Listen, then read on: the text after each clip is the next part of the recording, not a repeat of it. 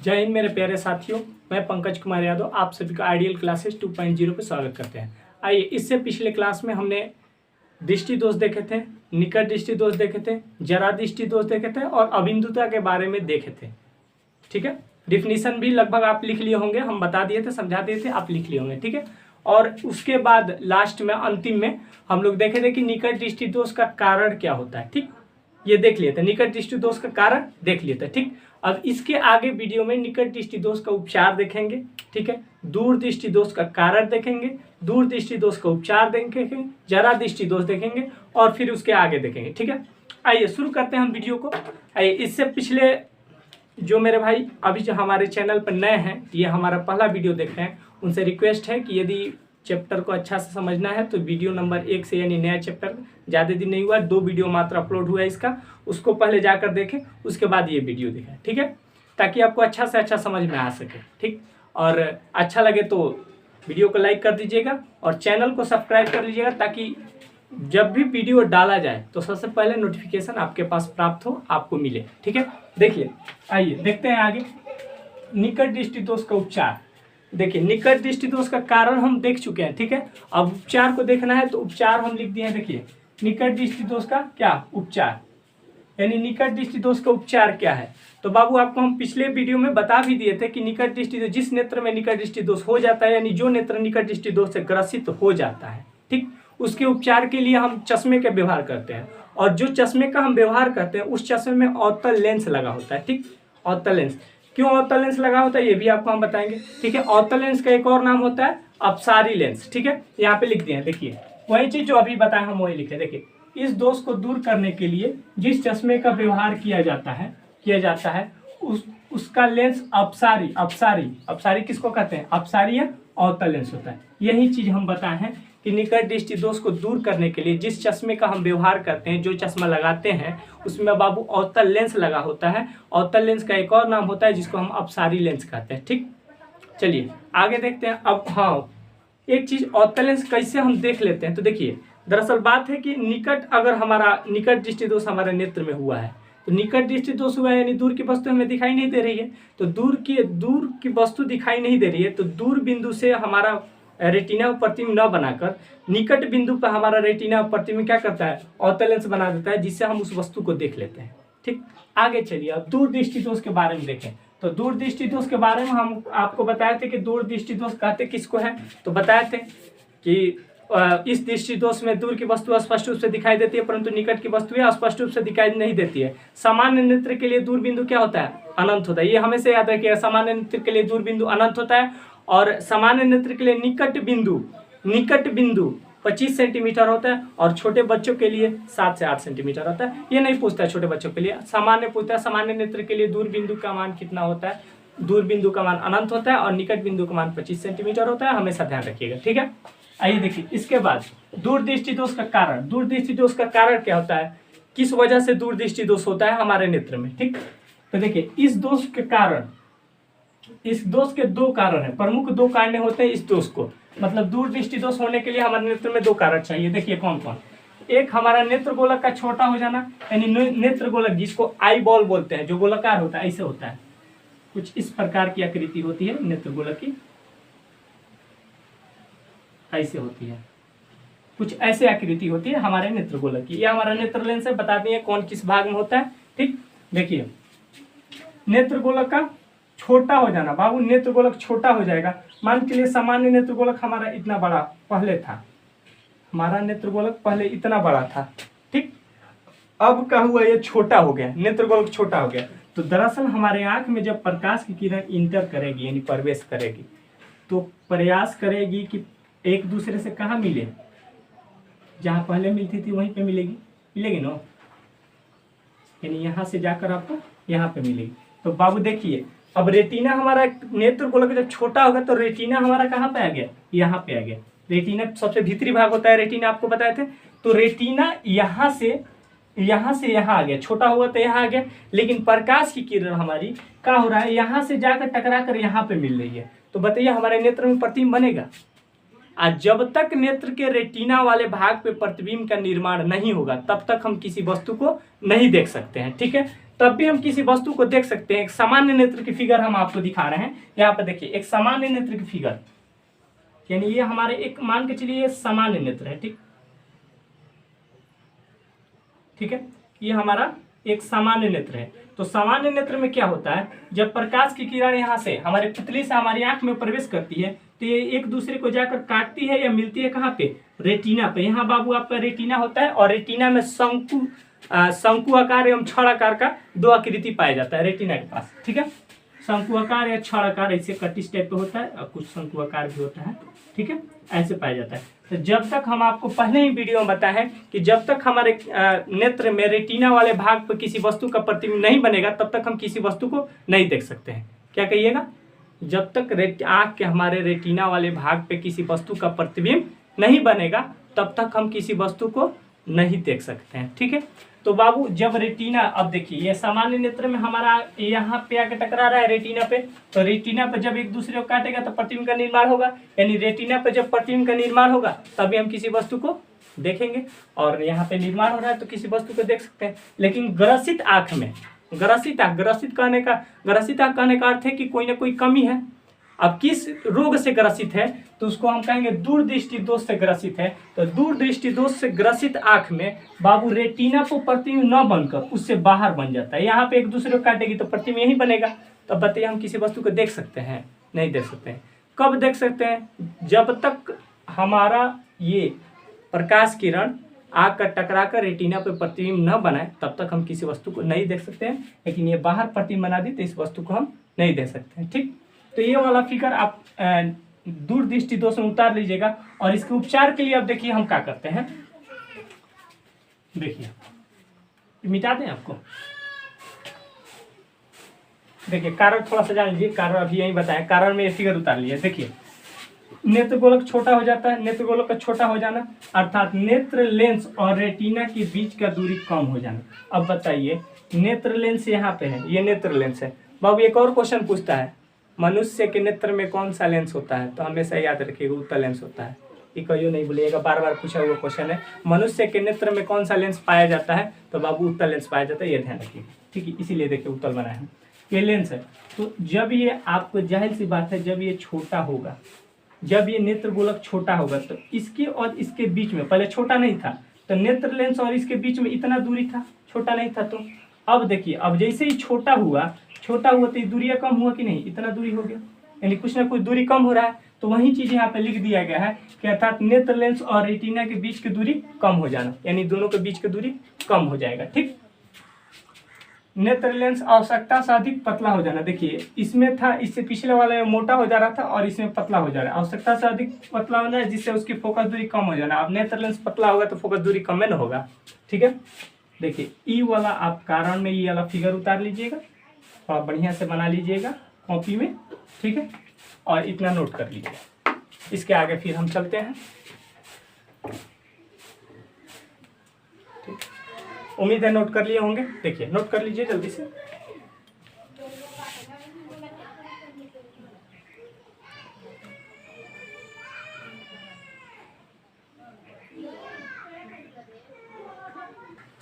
आइए देखिए इसके बाद वाला जो टॉपिक है भाई मेरे, वो दूरदृष्टि दोष। अभी आपको बताया था दूरदृष्टि दोष का कारण क्या होता है। ठीक, और इसका उपचार कैसे किया जाता है ये अभी आपको हम बताएंगे। ठीक, तो देखिए आपको बताया था कि दूरदृष्टि दोष में नेत्र गोलक छोटा हो जाता है अर्थात नेत्र लेंस और रेटिना के बीच का दूरी घट जाता है और नेत्र लेंस मोटा पतला हो जाता है जिससे उसकी फोकस दूरी कम हो जाता है। ठीक, अब देखिए अब आपको बताएंगे कि दूरदृष्टि दोष का उपचार कैसे किया जाता है। मान के चलिए कोई नेत्र दूरदृष्टि दोष से ग्रसित हो गया, कोई भी व्यक्ति का नेत्र यदि दूरदृष्टि दोष से ग्रसित हो गए, कहने का अर्थ है कि उस नेत्र में दूरदृष्टि दोष हो गया, यानी उसको दूर की वस्तु साफ दिखाई दे रही है लेकिन नजदीक की वस्तु दिखाई नहीं दे रही है।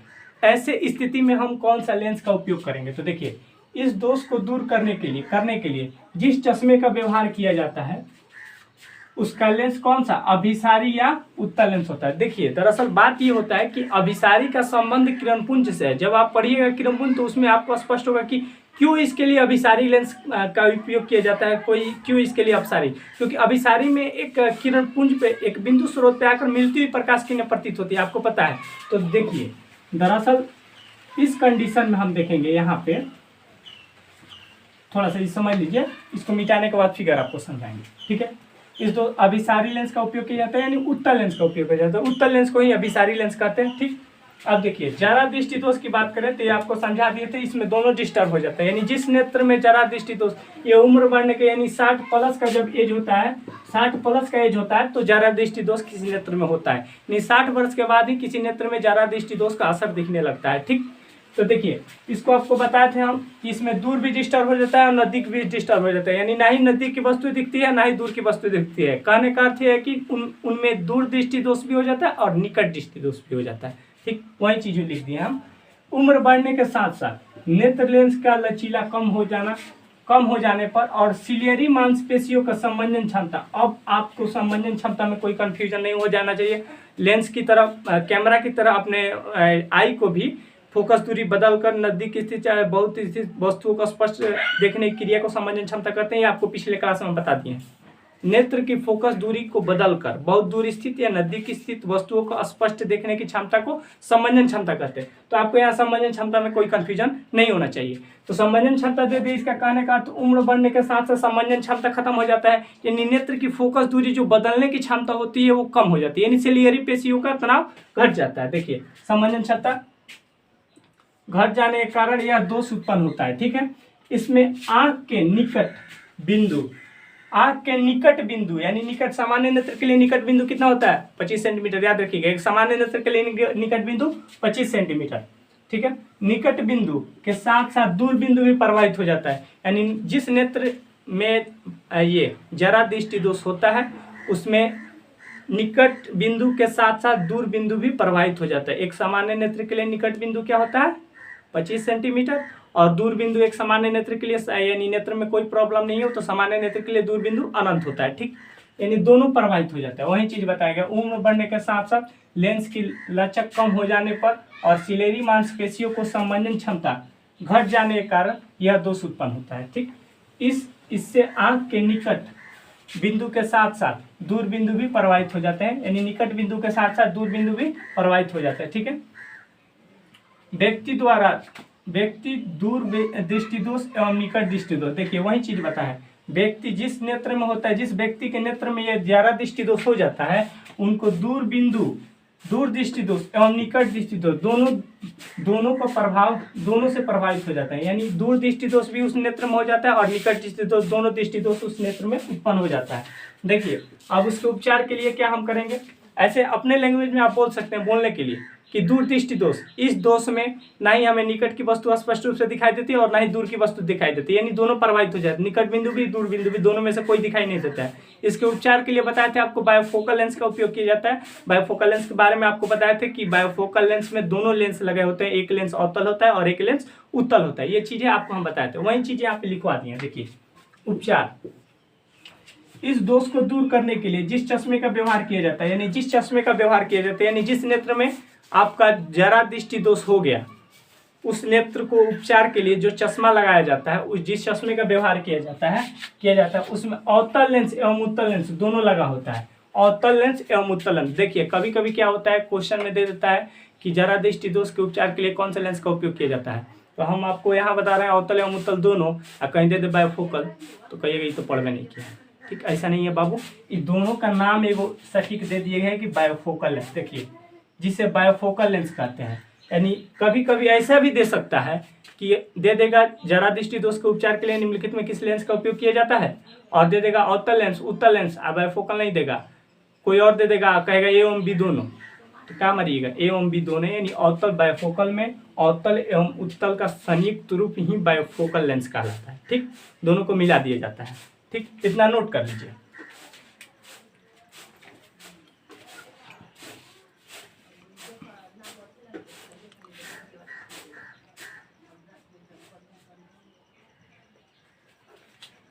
ठीक है, नोट कर लिए, उम्मीद है नोट कर लिए होंगे। आगे बढ़ा जाए,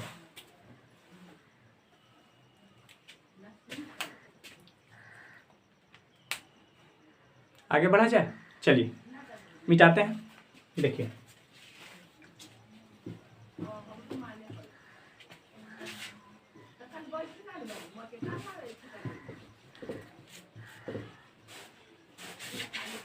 देखिए आपको एक चीज अभी हम बताए थे कि बोर्ड मिटाने के बाद आपको फिगर वाइज समझाएंगे कैसे। देखिए आपको बताया है कि दूरदृष्टि दोष जिस नेत्र में होता है उसके लिए हम उत्तल लेंस का उपयोग करते हैं और उत्तल लेंस को अभिसारी लेंस कहते हैं। देखिए कैसे उत्तल लेंस का उपयोग करते हैं, तो उत्तल लेंस करता क्या है आपको यही चीज बता रहे हैं हम। उत्तल लेंस का आखिर में कार्य क्या होता है, तो देखिए ये हमारा नेत्र है, ये हमारा एक नेत्र है, मान के चलिए सामान्य नेत्र है, थोड़ा सा फिगर मैनेज कीजिएगा। ये हमारा एक सामान्य नेत्र है और यहाँ से प्रकाश की किरण यदि आपतित हो रही है तो दूरदृष्टि दोष में क्या होता है भाई मेरे कि यहाँ पे न मिलकर एक दूसरे को कहाँ मिलती है, रेटिना के बाहर, यानी यहाँ पे मिलती है। ठीक है, क्योंकि नेत्र गोलक छोटा हो जाता है और नेत्र लेंस और रेटिना के बीच की दूरी घट जाता है, यहाँ पे मिलती है। लेकिन वास्तव में इसको मिलना चाहिए कहाँ, यहाँ पे। ठीक है, मिलती है कहाँ पे, यहाँ पे मिलती है। ठीक, अब इसी नेत्र में यदि हम उत्तल लेंस लगा दें,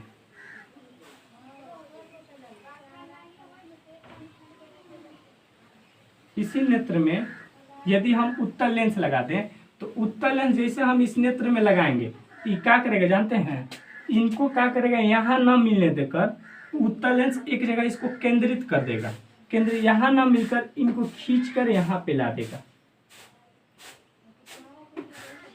मतलब अभिसारित कर इनको रेटिना पे ला देगा। अब देखिए कितना इनको मोड़ेगा, ये तो उनके उसके ऊपर डिपेंड करता है कि आपके अंदर कितना पावर का चश्मा चाहिए।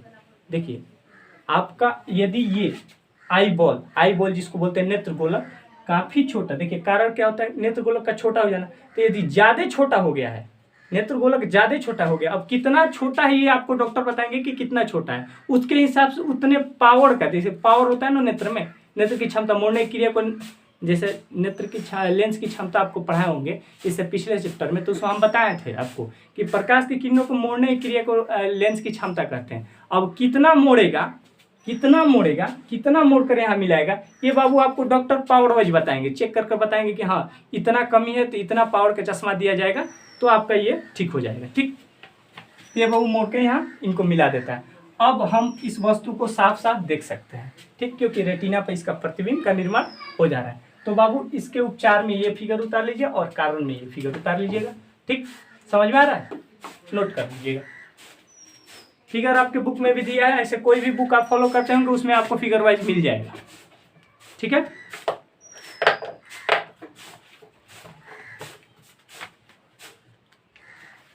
चलिए मिटा दें, उम्मीद करते हैं उतार लिए होंगे। आइए आगे,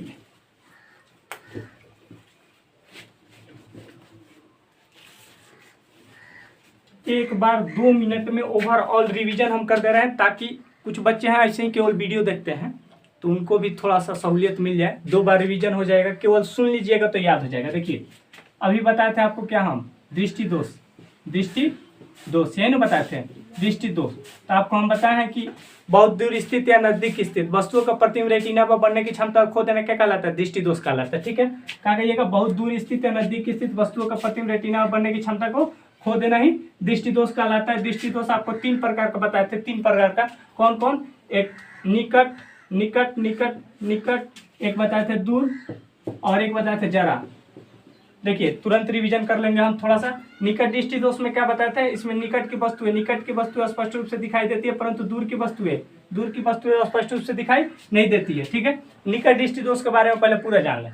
निकट दृष्टि दोष में क्या बताते हैं, निकट की वस्तु स्पष्ट रूप से दिखाई देती है परंतु दूर की वस्तु स्पष्ट रूप से नहीं दिखाई देती है, निकट दृष्टि दोष कहलाता है। ठीक, निकट दृष्टि दोष का कारण देखते हैं। निकट दृष्टि दोष का कारण तो अभी आपको लिखवा दिए हैं, समझाने के लिए ऐसे विस्तार रूप से हम समझा दिए हैं, ऐसे जान लीजिए। निकट दृष्टि दोष का कारण था क्या, नेत्र गोलक का लंबा हो जाना। तो नेत्र गोलक जब लंबा हो जाएगा तो नेत्र लेंस और रेटिना के बीच का दूरी बढ़ जाना। ठीक है, नेत्र गोलक का लंबा हो जाना अर्थात नेत्र लेंस और रेटिना के बीच की दूरी बढ़ जाना। और 2 नंबर कंडीशन क्या था, नेत्र लेंस का आवश्यकता से अधिक मोटा हो जाना जिससे उसके फोकस दूरी कम हो जाना। नेत्र लेंस का आवश्यकता से अधिक मोटा हो जाना जिससे उसकी फोकस दूरी कम हो जाना। ठीक, और इसका उपचार क्या था, उपचार यदि निकट दृष्टि दोष आपके नेत्र में हो जाता तो इसका उपचार क्या था, बोलिए। निकट दृष्टि दोष यदि किसी नेत्र में हो जाता है तो उसके उपचार के लिए हम अवतल लेंस का व्यवहार करते हैं। और अवतल लेंस को एक और नाम से जानते हैं जिसको अपसारी लेंस भी कहते हैं। क्या कहते हैं? अपसारी लेंस भी कहते हैं। देखिए अब दूरदृष्टि दोष की बात करें तो दूरदृष्टि दोष में दूर की वस्तु स्पष्ट रूप से दिखाई देती है, परंतु निकट की वस्तु स्पष्ट रूप से दिखाई नहीं देती है। ठीक है, दूरदृष्टि दोष कहलाते हैं। दूरदृष्टि दोष का कारण क्या था? तो देखिए एकदम अपोजिट, उल्टा कारण था। इसमें था नेत्र गोलक का लंबा हो जाना, इसमें है नेत्र गोलक का छोटा हो जाना। याद रखिएगा, इसमें होता है नेत्र गोलक का लंबा हो जाना, इसमें होता है नेत्र गोलक का छोटा हो जाना। अब बताइए, नेत्र गोलक लंबा होगा तो नेत्र लेंस और रेटिना के बीच का दूरी बढ़ेगा, ठीक, लेकिन इसमें नेत्र गोलक का छोटा हो जाना अर्थात नेत्र लेंस और रेटिना के बीच की दूरी कम हो जाना। अब आप ही बताइए, नेत्र गोलक जब लंबा होगा, थोड़ा सा देखिए यहाँ पे फिर से देख लीजिए। अब नेत्र गोलक जब लंबा होगा तो ये बाबू मोटा होगा ना, फैलेगा। और नेत्र गोलक जब छोटा होगा तो ये जो लेंस है पतला होगा, छोटा होगा तो मुड़ेगा ना, लंबा होगा इधर से लेकिन पतला होगा। ठीक, तो वही चीज है। एक नंबर कंडीशन क्या है? नेत्र गोलक का लंबा हो जाना जिससे नेत्र लेंस और रेटिना के बीच का दूरी बढ़ जाना। और इसमें क्या है? एक नंबर में नेत्र गोलक का छोटा हो जाना जिससे नेत्र लेंस और रेटिना के बीच का दूरी कम हो जाना। अब देखिए 2 नंबर कंडीशन इसमें क्या था? नेत्र गोलक का आवश्यकता से अधिक मोटा हो जाना जिससे उसकी फोकस दूरी कम हो जाना। इसमें था नेत्र गोलक का आवश्यकता से अधिक पतला हो जाना, जब छोटा होगा तो पतला होगा जिससे उसकी फोकस दूरी बढ़ जाना। 2 कारण, दोनों का 2 कारण उम्मीद करते हैं याद होगा। ठीक है, और दूरदृष्टि दोष का उपचार के बारे में हम क्या बताए थे? दूरदृष्टि दोष का उपचार के लिए जिस चश्मे का व्यवहार किया जाता है उसमें किसमें उत्तल लेंस लगा होता है। कौन सा लेंस? उत्तल लेंस लगा होता है। और उत्तल लेंस को हम अभिसारी लेंस कहते हैं, अभिसारी लेंस कहते हैं। क्लियर? अब देखिए जरा दृष्टि दोष, इसमें दोनों डिस्टर्ब होता है, निकट बिंदु और दूर बिंदु दोनों डिस्टर्ब होता है, अर्थात ना निकट की वस्तु स्पष्ट रूप से दिखाई देती है ना ही दूर की वस्तु स्पष्ट रूप से दिखाई देती है, अर्थात दोनों डिस्टर्ब हो जाता है। तो ये जरा दृष्टि दोष कहलाता है। और जरा दृष्टि दोष का उपचार के लिए क्या बताए थे हम? जरा दृष्टि दोष बाइफोकल लेंस। और बाइफोकल लेंस में कौन कौन सा लेंस लगा होता है बाबू? अवतल एवं उत्तल दोनों लेंस लगा होता है, अर्थात कह सकते हैं अवतल को क्या कर सकते हैं? अपसारी एवं अभिसारी दोनों लेंस का व्यवहार किया जाता है। ठीक, इतना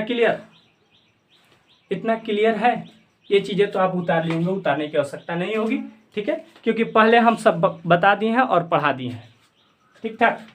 देखिए आज ये टॉपिक लगभग खत्म हो गया, मतलब दृष्टि दोष से रिलेटेड हर चीज खत्म हो गया। एक चीज बचा है अबिंदुता, तो अबिंदुता आप खुद से लिख लीजिएगा, बाबू हम बता दे रहे हैं आपको। अबिंदुता दृष्टि दोष में कैसे लिखिएगा?